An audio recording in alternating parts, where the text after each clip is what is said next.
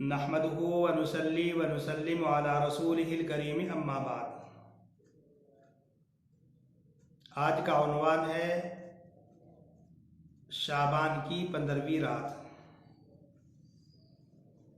बुजुर्गान मोहतरम,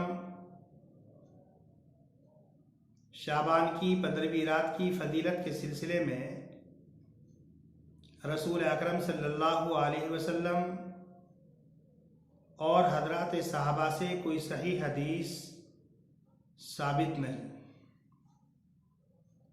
अलबत्ता इस रात की फजीलत के सिलसिले में बाद कमज़ोर अहादीस मौजूद हैं, लेकिन वो कमज़ोर अहादीस ताद्दुद तुरुक़ की बुनियाद पर और अपने मजमूए के एतबार से हसन के दर्जे को पहुंची हुई हैं। इस रात की फजीलत के सिलसिले में हजरात उलमा के दरमियान इख्तिलाफ पाया जाता है। हाफिज इब्न रजब हम्बली रहमतुल्लाह अलैह उन्होंने लताइफुल मारिफ में जिक्र किया कि अहले शाम में से बाज़ ताबिईन जैसे खालिद इब्न मादान, हजरत मकहूल, लुक़मान इब्न आमिर और इनके अलावा जब शाबान की 15वीं रात आती थी तो ये हजरात अच्छा लिबास पहनते, सुरमा लगाते, धूनी वगैरह देते और इबादत के लिए मस्जिदों में चले जाते थे और इस रात की अज़मत करते थे और बहुत ज़्यादा इबादत का एहतमाम करते थे। इन हजरात को देखा देखी बहुत से लोगों ने इस रात की अज़मत को महसूस किया और इस सिलसिले में इन लोगों की पैरवी की। हत्ता के मिस्र के बहुत से उलमा ने इस सिलसिले में इन हजरात की तक़लीद की और पैरवी की, जबकि बाद हजरात उलमा की राय और ख्याल ये है कि इस रात की फजीलत इसराइली आसार की बुनियाद पर हमारे शहरों में फैली, मशहूर हुई और हमने उन इसराइली आसार को अपनाया और उन इसराइली आसार पर हम चल पड़े, जबकि इस रात की कोई फजीलत मनकूल नहीं। यही वजह है कि हिजाज के अक्सर उलमा ने इस रात की फजीलत का इनकार किया है और मदीना मुनव्वरा के बहुत से उलमा ने इस रात की फजीलत को तस्लीम नहीं किया। लेकिन बात यह है कि जिन लोगों ने इस रात की फजीलत का अलल इतलाक बिल्कुलिया इनकार कर दिया, उनका मौक़िफ़ भी सही नहीं, और जिन हजरात ने गुलू और मुबालगे के तौर पर इस रात के फ़ज़ाइल को बढ़ा चढ़ा कर के बयान किया है, उनका मौक़िफ़ भी सही नहीं। बल्कि हम ये कहते हैं कि रसूल अकरम सल्लल्लाहु अलैहि वसल्लम से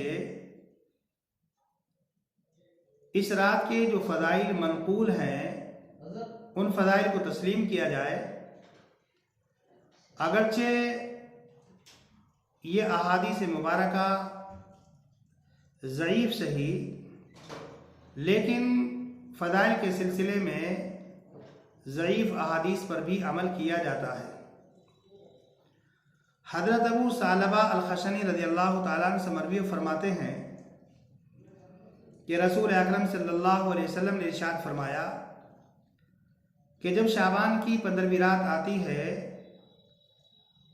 तो अल्लाह तबारक व तआला अपनी मखलूक की तरफ मुतवज्जह होता है, मोमिन की मग़फ़िरत कर देता है काफिरों को ढील देता है, और जिस शख्स के अंदर कीना और कपट होती है उसको उसके हाल पर छोड़ दिया जाता है, यहाँ तक कि वो कीना कपट से तौबा कर ले, अल्लाह तबारक व तआला से दुआ मांग ले। रसूल अकरम सल्लल्लाहु अलैहि वसल्लम ने इरशाद फरमाया कि जब शाबान की 15वीं रात आती है तो अल्लाह तबारक व तआला अपनी तमाम मखलूक की मग़फ़िरत कर देता है, लेकिन जो अल्लाह के साथ में किसी को शरीक ठहराए उसकी मग़फ़िरत नहीं होती। खा वो अल्लाह की ज़ात में शरीक ठहराए या अल्लाह की सिफ़ात में किसी को शरीक ठहराए। अल्लाह की ज़ात में शरीक ठहराने का मतलब ये है कि वो मुताद्दद खुदाओं को मानता हो, या अल्लाह तबारक व तआला की जो सिफ़ात अल्लाह के साथ मखसूस हैं उन सिफ़ात में वो गैरुल्लाह को शरीक करे। मसलन अल्लाह मुख्तार कुल है, रोज़ी अल्लाह देता है, औलाद अल्लाह अता करता है, लेकिन कोई आदमी ये तस्वुर ये ख्याल करता है, ये अक़ीदा रखता है कि अल्लाह के अलावा कोई मुख्तार कुल है, या अल्लाह के अलावा कोई औलाद देता है, अल्लाह के अलावा कोई रिज़्क़ को देता है, तो ये भी शिर्क है। तो एक तो मुशरिक की मग़फ़िरत नहीं की जाती, और दूसरे जिसके अंदर कीना और कपट होता है उसकी भी मग़फ़िरत नहीं होती। हज़रत अता इब्न यसार रहमतुल्लाह अलैह फरमाते हैं कि लैलतुल क़द्र के बाद सबसे ज़्यादा फजीलत वाली अगर कोई रात है तो वो शाबान की 15वीं रात है। वो फरमाते हैं कि अल्लाह तबारक व तआला की तजल्ली का ज़ुहूर आसमान दुनिया पर होता है, और अल्लाह तबारक व तआला अपने तमाम बंदों की मग़फ़िरत कर देता है, लेकिन मुशरिक की और कीना परवर की मग़फ़िरत नहीं करता। बाद हज़रात उलमा ने लिखा है कि इसी के अंदर वो लोग भी शामिल हैं कि जो अपने वालिदैन की नाफरमानी करते हों, जो शराब के आदी हों, किसी पर भलाई करके एहसान जतलाते हों, और टखनों से नीचे पाजामा या लुंगी तकब्बुर की वजह से लटकाते हों, तो इस रात में ऐसे लोगों की भी मग़फ़िरत नहीं की जाती। हज़रत अबू हुरैरा रज़ियल्लाहु ताला अन्हु से मरवी फरमाते हैं कि रसूल अकरम सल्लल्लाहु अलैहि वसल्लम ने इरशाद फरमाया कि पीर और जुमेरात को जन्नत के दरवाज़ों को खोल दिया जाता है। अल्लाह तबारक व तआला हर बंदे की मग़फ़िरत करता है, लेकिन जो अल्लाह के साथ किसी को शरीक ठहराए उसकी मग़फ़िरत नहीं करता, और जिसके और उसके भाई के दरमियान में कीना कपट होता है तो अल्लाह तबारक व तआला उनको भी उनके हाल पर छोड़ देता है, यहाँ तक कि वो सुलह सफ़ाई कर ले। बुजुर्गान मोहतरम, तमाम आमाल में ईमान बिल्लाह के बाद सबसे बेहतरीन अमल वो हर किस्म के कीना और कपट से अपने सीने को पाक और साफ करना है। बहरहाल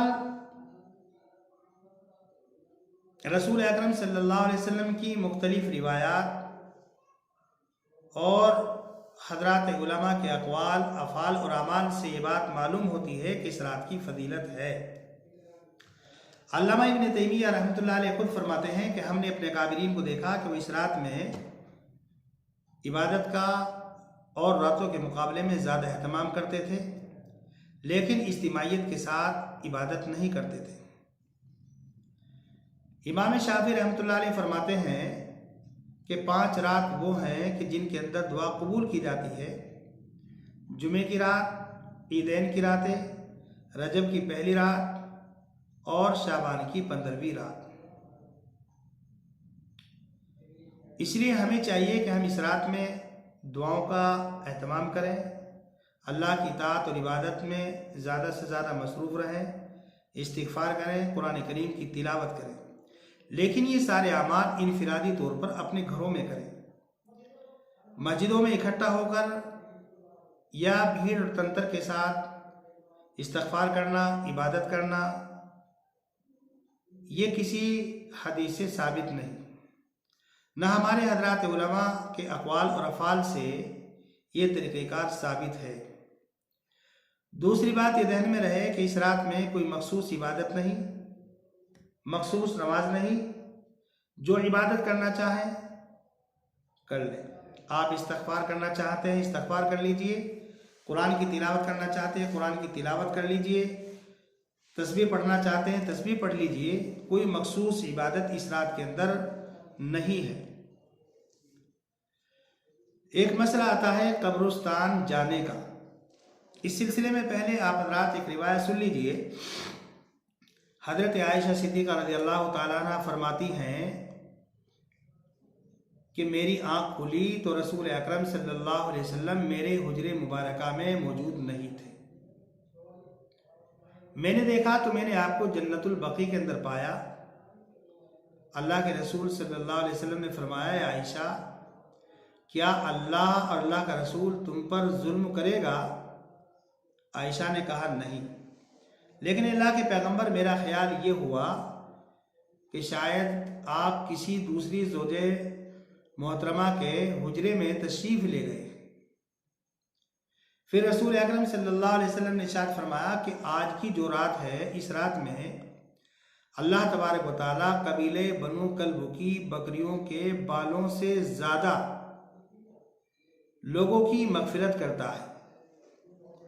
इमाम नदीम ने रिवायत किया है कि जो लोग जहन्नम के मुस्तहिक़ हो चुके होते हैं, ऐसे लोगों की मग़फ़िरत की जाती है। बुजुर्गान मोहतरम, एक बात याद रखिए कि रसूल अकरम सल्लल्लाहु अलैहि वसल्लम अपनी पूरी हयात तय्यबा में इस रात में एक मरतबा जन्नतुल बकी तशरीफ़ ले गए। हम में से अगर कोई आदमी एक मरतबा इस रात में कब्रिस्तान चला गया तो सुन्नत पर अमल हो गया। दूसरी बात यह है कि रसूल अकरम सल्लल्लाहु अलैहि वसल्लम जब तशरीफ़ ले गए, न हज़रत आयशा को जगाया, न आपने हज़रात सहाबा किराम को बताया, न आपने इसका ऐलान किया। आप तने तना कब्रिस्तान गए। अगर हम पहले कब्रिस्तान इस रात में नहीं गए और जाना चाहते हैं तो तने तना जाए, भीड़ और तंत्र के साथ न जाए। इसलिए कि अगर भीड़ के साथ इज्तिमाइयत के साथ हम जा रहे हैं तो हमारा अमल सुन्नत के ख़िलाफ़ है। इसलिए कि कब्रिस्तान जाकर हम ईसाल सवाब करेंगे तो ज़ाहिर सी बात है ईसाल सवाब कहीं से भी किया जा सकता है। दूसरा मकसद कब्रिस्तान जाने का ये है कि हम वहाँ जाकर आखिरत की तरफ मुतवज्जे होंगे, दुनिया से बेरग़बती होगी। और जब हम ठट्टा करते हुए जाएंगे, मजाक करते हुए जाएंगे, इज्तिमाइयत के साथ जाएंगे, लोगों के साथ जाएंगे, तो ये मकसद हासिल नहीं हो पाएगा। इसलिए अगर हम जाना चाहते हैं तो जिस तरीके पर रसूल अकरम सल्लल्लाहु अलैहि वसल्लम तशरीफ़ ले गए उस तरीके पर जाएं। अगर उसके ख़िलाफ़ हम जा रहे हैं तो ये सुन्नत पर अमल नहीं बल्कि ख़िलाफ़ सुन्नत है। और इस रात में ज़रूरी समझ करके कब्रिस्तान जाना, लाज़मी समझ करके कब्रिस्तान जाना, यह खुद बिदअत है। तीसरी बात है रोज़ा। हज़रत अली रज़ियल्लाहु ताला अन्हु की रिवायत फरमाते हैं कि क़ुमू लैलहा, इस रात में क़याम करो, दिन में रोज़ा रखो। अल्लाह तबारक व तआला इस रात में गुरूब शम्स के वक्त आसमान दुनिया पर तजल्ली फरमाता है और कहता है कोई मग़फ़िरत चाहने वाला कि मैं उसकी मग़फ़िरत करूं, है कोई आदमी रिज़्क़ चाहने वाला कि मैं उसको रिज़्क़ दूं, है कोई मुसीबत में मुब्तला कि मैं उसकी मुसीबत को दूर करूं। और तुलुए फजर तक यही ऐलान होता रहता है। बुजुर्गान मोहतरम, ये ऐलान तो अल्लाह तबारक व तआला की तरफ से हर रात सहरी के वक्त में, सुबह के वक्त में होता है। लेकिन और रातों में और इस रात में फ़र्क ये है कि और रातों में ये ऐलान सुबह शादी के वक्त होता है, सहर के वक्त में होता है, और इस रात में ये ऐलान गुरूब वक्त से ही शुरू हो जाता है। वरना तो अल्लाह तबारक व तआला की तरफ से रोज़ाना ये ऐलान होता है। लेकिन अब सवाल ये है कि क्या शब बारात की वजह से कोई रोज़ा रखना सुन्नत है, मुस्तहब है, वाजिब है या फ़र्ज़ है? पहले समझ लीजिए कि शब बारात की वजह से कोई रोज़ा ना सुन्नत है, ना मुस्तहब है, ना फ़र्ज़ है, ना वाजिब। अलबत्ता रसूल अकरम सल्लल्लाहु अलैहि वसल्लम शाबान के महीने में अक्सर रोज़े रखते थे। और जब आपसे मालूम किया गया तो आपने कहा कि इस महीने में आमाल को अल्लाह के दरबार में पेश किया जाता है, तो मैं चाहता हूँ कि जब मेरे आमाल अल्लाह के दरबार में पेश हों तो मैं रोज़े से हूँ। दूसरी बात यह है कि रसूल अकरम सल्लल्लाहु अलैहि वसल्लम हर महीने की 13, 14, 15 तारीख को रोज़ा रखते थे चांद की। तो अगर कोई आदमी शाबान के महीने में रोज़े रख रहा है या 13, 14, 15 तारीख को रोज़े रख रहा है तो ये सुन्नत है। लेकिन शब बारात की वजह से सिर्फ एक रोज़ा ये सुन्नत नहीं, ज़्यादा से ज़्यादा मुस्तहब है। आप रखेंगे सवाब मिलेगा, लेकिन ये रोज़ा सुन्नत नहीं। लेकिन अलमिया ये है कि जिस तरीके से हमारे यहाँ रमज़ान मुबारक में रोज़ों के सहरी के लिए, इफ्तार के लिए ऐलान किया जाता है, बाकायदा शाबान के इस रोज़े के लिए भी मस्जिदों में माइक से ऐलान किया जाता है, जो सरासर खुराफात और बिदात में से है। इसलिए इन चीज़ों से हमें एहतराज करना चाहिए।